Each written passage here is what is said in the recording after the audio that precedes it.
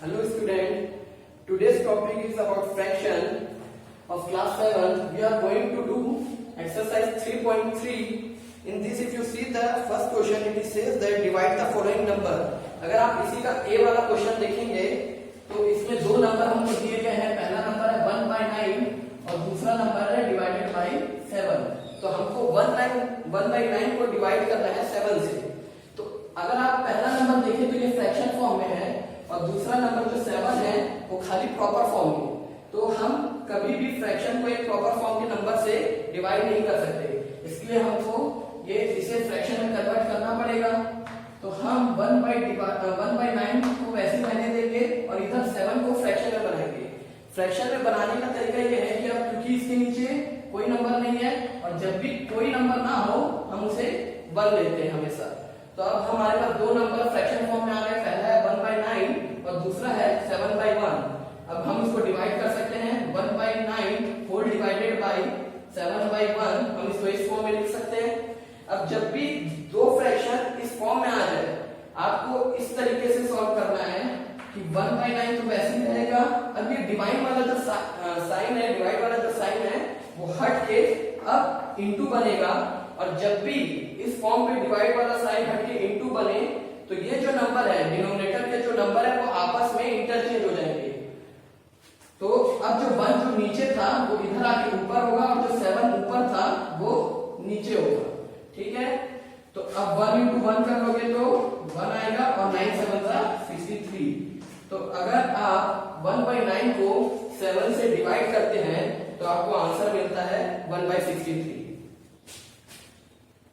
अब अगर क्वेश्चन 2 देखें हम तो उसमें भी डिवाइड ही करना है हमको. तो क्वेश्चन 2 का हम ले लेते हैं ई वाला. ई में दो नंबर हमारे पास है 33/5, 33/35. ये क्वेश्चन 2 का ई वाला कर रहे हैं सॉल्व. 33/35 पहला नंबर डिवाइडेड बाय 14/7. 14/7 को सॉल्व करना है. 33/35 से डिवाइड करना है. तो अगर हम 33/35 देखें तो फ्रैक्शन फॉर्म में है, लेकिन अगर आप इधर देखेंगे तो ये मिक्स फ्रैक्शन है. अब कभी भी एक फ्रैक्शन और मिक्स फ्रैक्शन आपस में डिवाइड नहीं होगा, तो आपको पहले इसको फ्रैक्शन में कन्वर्ट करना पड़ेगा. तो इसे तो हम ऐसे रहने देते हैं. 33/35 को यहाँ डिवाइड करते हैं. मिक्स फ्रैक्शन को कन्वर्ट करने का तरीका ये है कि आप पहले जो नीचे वाली डिनोमिनेटर वैल्यू है उसको आप मल्टीप्लाई करेंगे मिडिल वैल्यू से. तो 7 into 1 7 और जो आंसर आएगा उसको आप प्लस करेंगे, ऐड करेंगे न्यूमरेटर की वैल्यू से. तो 7 1 7 प्लस 4 11. 11/7 ये फ्रैक्शन में आ गया आपके पास. तो दोनों नंबर आप फ्रैक्शन में आ गए. तो जब दो नंबर फ्रैक्शन में आ जाए तो आप उसको इस फॉर्म पे लिख सकते हैं 33/35 होल डिवाइडेड बाय 11/7. फिर हमको वही मेथड यूज करना है. 33/35 ये डिवाइड हट गया इनटू बनेगा और जो नीचे वाला पार्ट है वह ऊपर आ जाएगा 7/11. तो अब हम देखेंगे कि कौन सा नंबर किससे कट सकता है. तो अगर आप देखोगे तो 11 और 33 11 के टेबल में आते हैं. तो 11 से 11 काट देंगे और 11 3 33. फिर अगर आप देखोगे तो 7 और 35 7 के टेबल में आते हैं. 7 1 7 कट जाएगा और 7 5 35. तो यहाँ 1 बचा, यहाँ पर भी 1 बचा. तो 3 into 1 3 और डिनोमिनेटर में 5 into 1 5. 3/5 आंसर.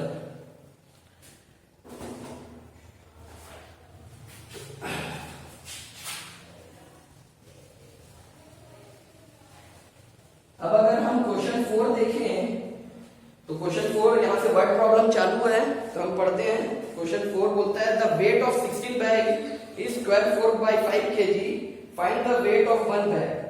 हमारे पास 16 बैग का वेट दिया हुआ है जो कि है 12/4/5 kg. हमें एक बैग का वेट निकालना है. ठीक है. तो हमारे पास ये क्वेश्चन 4 है. 16 बैग का वेट दिया हुआ है जो कि है 12/4/5 kg. हमें एक बैग का निकालना है. तो देखिए ये मिक्स फ्रैक्शन में पहले से फ्रैक्शन में कन्वर्ट कर लेते हैं. 16 बैग का वेट कितना होगा ये फ्रैक्शन में निकाल लेते हैं. तो 12 5 का 16 प्लस 4 64. 64/5 kg आ गई है फ्रैक्शन में. अब क्योंकि 16 बैग का वेट इतना है हमें एक बैग का निकालना है तो मैथ्स का रूल ये है कि जब भी आपको ज्यादा के लिए इंफॉर्मेशन दी हुई है और आपको कम के लिए निकालनी है तो आप हमेशा डिवाइड करेंगे। तो हमें 16 के लिए दिया हुआ है, हमें 1 के लिए निकालना है, तो हम इसको इससे डिवाइड करेंगे। 64/5 को डिवाइड करेंगे हम 16 से। फिर अगर आप देखें तो ये फिर एक फ्रैक्शन है और ये प्रॉपर नंबर है, तो इसे भी हम फ्रैक्शन में बना लेते हैं। फिर 64/5 होल डिवाइडेड बाय 16/1। फिर हम वही मेथड फॉलो करते हैं। 64/5 डिवाइड की जगह इनटू लगेगा, 1 ऊपर आएगा, 16 नीचे। अब 16 के टेबल में यहाँ जगह कम पड़ गया, मैं यहाँ सॉल्व कर देता हूँ। 64/5 इंटू 1/16। 16 के टेबल में 64, 4 बाद में आता है, 16 1 जा, 16 4 जा। तो अब कोई नंबर नहीं कटेगा, तो 4 इंटू 1 4 आ गया और नीचे 5 इंटू 1 5। तो 4/5 kg एक बैग में 4/5 kg आते हैं। अब इसी का अगर हम क्वेश्चन 6 देखें तो कहता है the product of two number is 28/81। दो नंबर का प्रोडक्ट मतलब दो नंबर को मल्टीप्लाई करने से हमको आंसर मिल रहा है 28/81।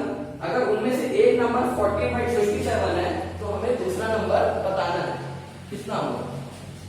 तो चलिए सॉल्व करते हैं इसे। क्वेश्चन 6 है, हमको दो नंबर का प्रोडक्ट पता है कि 28/81 है, उनमें से एक नंबर हमको दे भी दिया है। तो जो नहीं दिया है हम उसे एज्यूम कर लेते हैं कि let the second number be x मान लेते हैं हम। Let the second number be x मान लेते हैं हम। तो जो पहला नंबर पता है वो है 14/27 और दूसरा नंबर हमने x मान लिया है और दोनों का मल्टीप्लिकेशन कितना है बोल रहे हैं। मल्टीप्लाई करने से हमको आंसर मिलता है 28/81। ये आंसर मिलता है। तो हमें इसे सॉल्व करना है। जो इक्वेशन आया है हमें उसमें से x की वैल्यू निकालनी है। तो क्योंकि अगर आप देखें कि 14/27 इसके साथ मल्टीप्लाई है और ट्रांसफर का अगर आप मेथड यूज करेंगे तो कोई भी नंबर अगर मल्टीप्लाई में है वो इक्वल के उस तरफ जाके डिवाइड में बदलती है। तो x हम यही रहने देते हैं 28/81 होल डिवाइडेड बाय 14/27 करते हैं। फिर x की वैल्यू निकालनी है, फिर वही मेथड 28/81 ऐसे रहने देंगे, डिवाइड हट गया b2 बनेगा और जो नीचे वाली वैल्यू है वो ऊपर आएगी 27/14। तो अगर आप देखें तो 14 के टेबल में 28 2 बार में कटता है, 14 1 जा और ये 14 2 जा। ये 27 और 81 9 के टेबल में आता है, 9 3 जा 27 और 9 9 जा 81। ये कट गया। अगर हम देखें तो अभी भी 3 और 9 है, ये भी कट सकता है, 3 1 जा और 3 3 जा। अब इसके बाद कोई नंबर नहीं दिख रहा है जो आपस में कट सकता है, तो हम मल्टीप्लाई कर लेंगे। 2 1 जा 2 और 3 1 जा 3। 2/3 वो सेकंड नंबर है।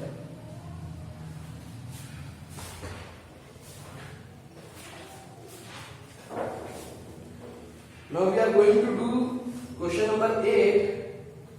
ये कहता है कि after traveling 40 kilometer, Sohan found that he had covered only 4/5 of his total journey. जब वो 40 किलोमीटर ट्रेवल कर रहा है सोहन, तो उसे ये मालूम चला कि जितना उसका टोटल जर्नी था उसका उसने 4/5 कवर कर लिया है। तो उसका होल जर्नी का हमको लेंथ बताना है।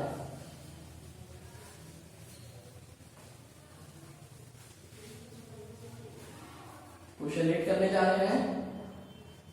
इसमें सोहन ने 40 किलोमीटर ट्रेवल किया और उसके बाद उसे पता चला कि उसने अपनी टोटल जर्नी का 4/5 पार्ट कंप्लीट कर लिया। तो उसका टोटल जर्नी कितना था ये हमें फाइंड आउट करना है। तो क्योंकि हमको पता है कि उसने 40 किलोमीटर के बाद उसे पता चला कि उसका टोटल जर्नी का उसने 4/5 पार्ट कंप्लीट किया है, तो कहीं ना कहीं ये जो 40 किलोमीटर है ये 4/5 पार्ट के इक्वल होगा, क्योंकि 40 किलोमीटर ही तो 4/5 पार्ट दर्शा रहे हैं।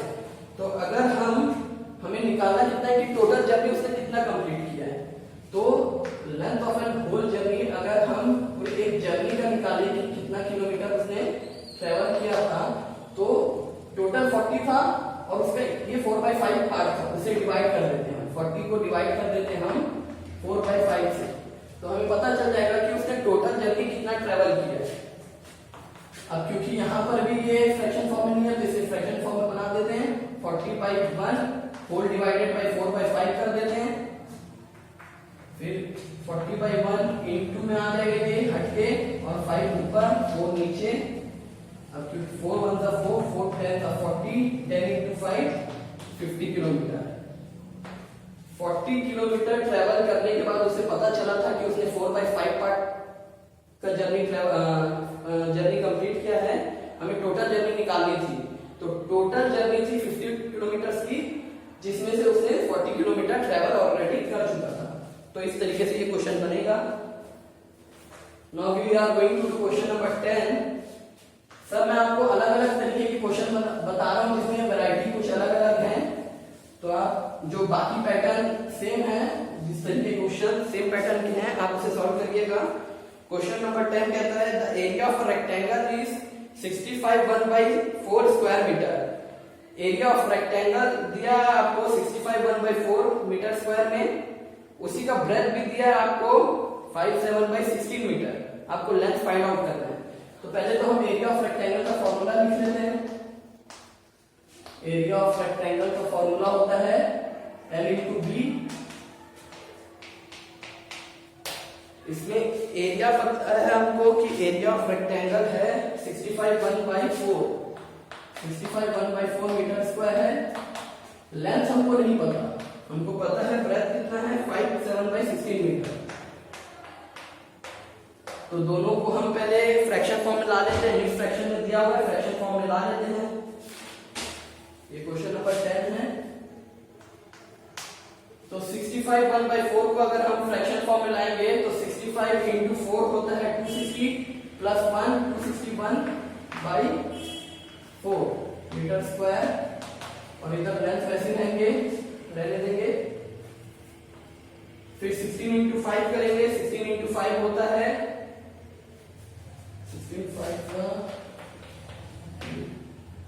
80 होता है 80 plus 7 87/16 metre.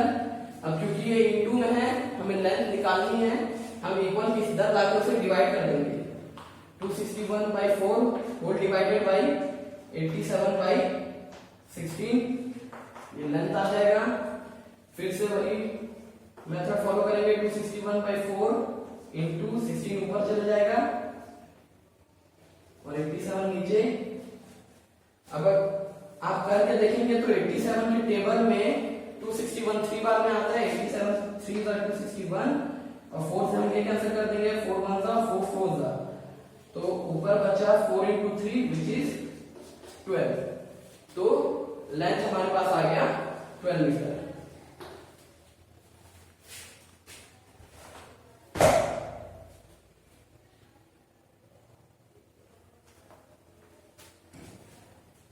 Now we are going to do question number 11. In this it is saying that by what number should we divide 5/12 so that the quotient is 117/18। हमें 5/12 को किस नंबर से डिवाइड करना है कि हमारा आंसर 117/18 आए।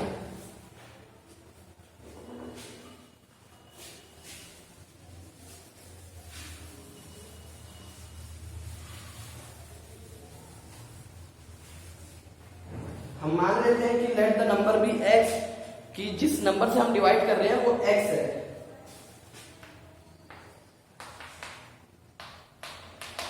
Late the number be x, हमें 5/12 को डिवाइड करना है उस नंबर से जिसको डिवाइड करने के बाद आंसर मिले आपको 117/18। तो हमने मान लिया कि वो नंबर x है, तो हम x से डिवाइड कर रहे हैं।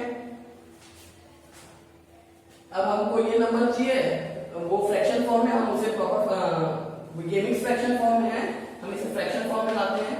5/12 डिवाइडेड बाय x, 18 1 18, 18 प्लस 17 35 होता है। 35/18 क्या आया। अब इधर डिवाइड में हम इसे डिवाइड के फॉर्म में लिख देते हैं। 5/12 होल डिवाइडेड बाय x, नीचे कुछ नहीं है 1 मान लेते हैं, इक्वल टू 35/18। फिर इसे सॉल्व कर लेते हैं। 5/12 इंटू ये 1 ऊपर चले जाएगा और x नीचे आ जाएगा इक्वल टू 35/18। अब इसे सॉल्व करने का तरीका ये इनटू में उधर ले जाके आप डिवाइड कर दो।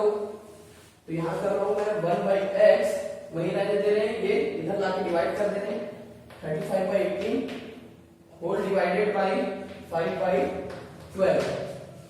1/x 35/18 into 12/5, ये 6 से कट जाएगा दोनों, 6 3 जा 6 2 जा, ये 5 से कट जाएगा, 5 1 जा 5 7 जा। तो आंसर हमें मिला 1/x is equal to 7 2 जा 14/3। ये तो अभी 1/x की वैल्यू निकली, हमको निकालनी है x की वैल्यू। तो x की वैल्यू निकालने के लिए हम यहाँ पर क्रॉस मल्टीप्लिकेशन लगा देंगे। तो ये इधर जाएगा 3 into 1 होगा, 14 इधर आएगा मल्टीप्लाई होगा, तो x की वैल्यू निकल जाएगी 3 into 1 3, denominator 14, 3/14 is the answer. अगर हम 5/12 को 3/14 से डिवाइड करते हैं तो हमें आंसर मिलता है 117/18। अब इसी का क्वेश्चन नंबर 14 है। Soumya has 52 rupees. She wants to buy chocolate with the money. If the price of one chocolate is rupees 5/5, how many chocolates she can buy? हमारे पास जो नंबर है, जो क्वेश्चन कह रहा है कि सोम्या के पास 52 रुपीस है, उसे चॉकलेट खरीदने हैं उस पैसों से। अगर एक चॉकलेट की कीमत 5/5 है तो उसमें से वो कितना 52 रुपीस में से वो कितना चॉकलेट खरीद सकती है।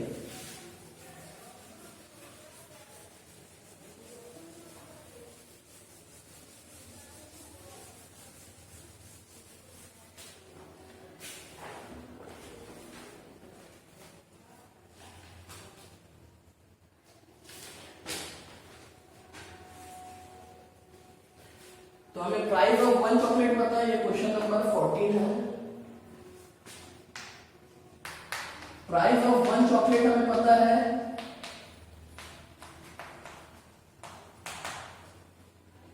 5/5 रुपीज है।